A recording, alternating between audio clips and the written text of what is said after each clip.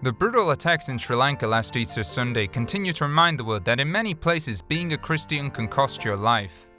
3 churches and 3 hotels were targeted by suicide bombers from a local Islamist group. They carried out the attack supported by the Islamic State, which has claimed responsibility. This was the explosion of St. Anthony Church seen from a distance. This is the interior of the church after the explosion, which claimed the lives of dozens of people celebrating the resurrection of Christ. A few hours later in Rome, the Pope especially remembered these victims during the Urbi et Orbi blessing.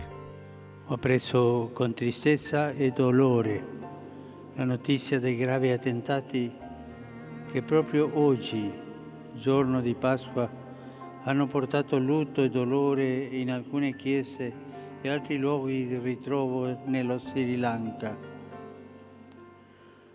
Desidero manifestare la mia affettuosa vicinanza alla comunità cristiana, colpita mentre era raccolta in preghiera, e a tutte le vittime di così crudele violenza.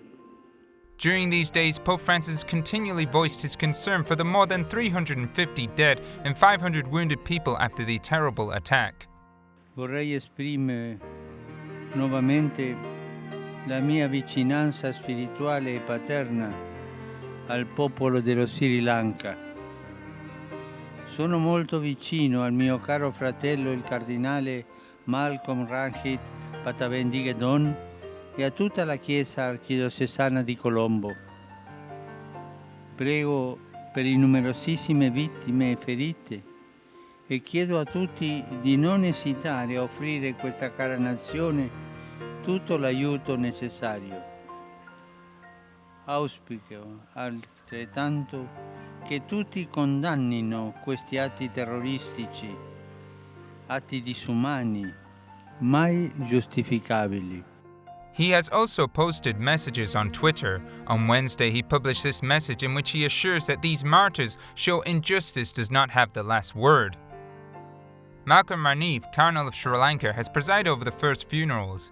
He's called on Christians to remain calm and not to fall into a spiral of revenge. The country's bishops have also called for these attacks not to be politically exploited. Unfortunately, the number of victims continues to rise because there are many seriously injured.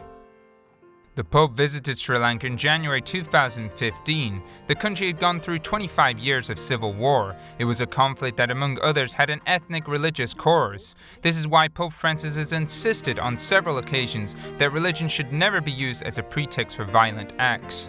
For the sake of peace, religious belief must never be allowed to be abused in the cause of violence or war.